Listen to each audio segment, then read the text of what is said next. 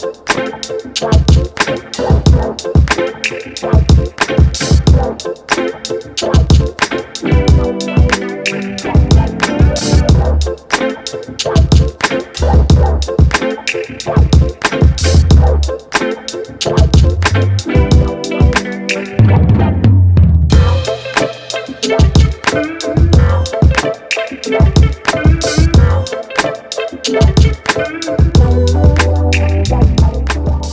listen, I am very picky when it comes to my makeup. I'm even a little OCD-ish. You're going to see what I mean though when we get into this video. So let's get started. So hey everybody, welcome back. So before we get into this show and tell with my recent purchases from MAC Cosmetics, I've noticed something quite curious. Now, it could just be me, but it seems like there aren't as many videos about MAC on YouTube these days. And again, that could be me.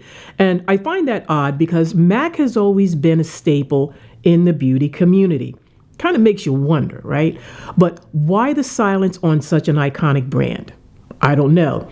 But today we're going to challenge that narrative because MAC is and always will be the cornerstone of beauty.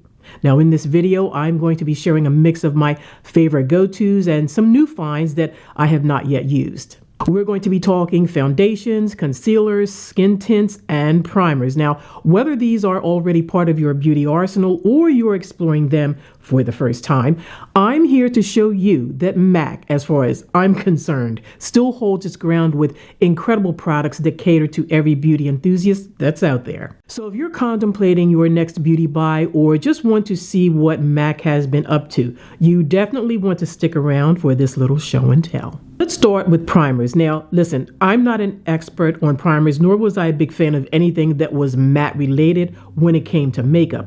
I actually just started using primers, to be honest, about 3 or 4 months ago. Now, I don't really have oily skin, but I do get that breakthrough shine after a few hours in my T-zone. And for me, that's not a good look. So I started to experiment a little bit and I found out that primers are quite the must-have if you have issues with oily skin peeking through your flawless makeup application only after a few hours. So I picked up this matte prep and prime spray, and I also picked up a tube of the Studio Fix mattifying 12-hour shine control primer in addition to that. So I've never used these before, guys, but when I have been using recently is really good. It's the Power Grip Primer from e.l.f. So I'm going to keep e.l.f. as the backup because it works well and I like it. Now again, this is going to sound a little OCD-ish, but I do like to keep all of my cosmetics and my skincare by and from the same brand, typically because they're made to work within those products and the cosmetics within that brand. So with all of the products that I show today, especially the ones that I have not used before, I'm going to come back after I use them to let you know what the outcome was and what my experience was. So let's talk about foundations. Now, my go-to has always been the Pro Longwear Waterproof Foundation in the shade NC47. Now, I'm not sure why they discontinued that line, but honestly, I wish they would bring it back.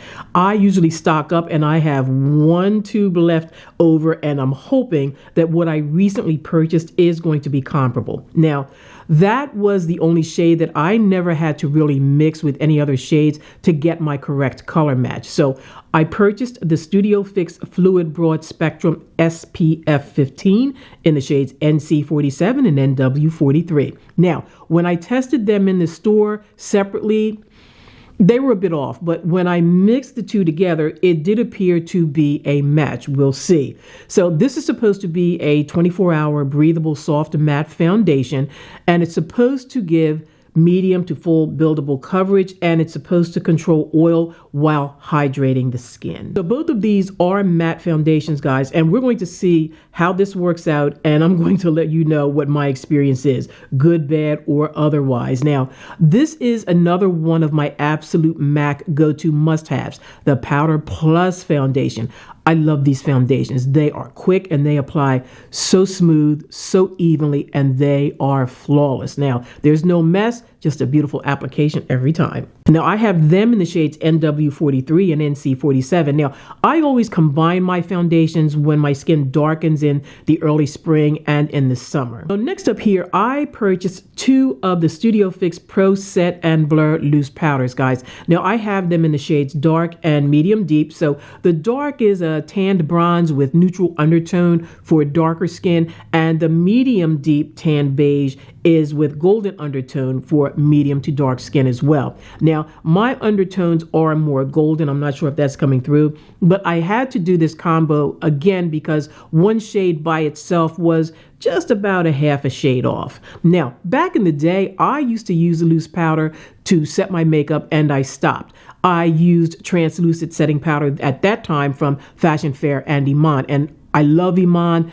and I love my Fashion Fair. But I decided to come back to loose powder and have an alternative just to change up my products in my application process. Skin tints. I think I have always had a love-hate relationship with skin tints. I had stepped away from them for a while because they always left me with that oily look as opposed to dewy. So I decided to revisit skin tints for the days when I don't want a full face of makeup, but just want something less complicated to apply and just kind of get out the door. Now here I have the shades Deep 2 and Deep 3. And again, I need to combine shades to get the right color match. Alone with one shade did not quite meet the mark, and I had to combine the two. Now I will most likely add a little bit of powder to set and absorb any peekaboo shine, and we're going to see how that goes. Now I don't think I'm going to use these skin tints as a daily look, but more of a backup for days that I just want the bare minimum. We're going to see. Now let's take a look at my concealers. My go-to has always been the NC50 Studio Fix 24-Hour Smooth Wear Concealer. I, however, wanted a backup and wanted to try the Studio Radiance 24-Hour Luminous Lift Concealer.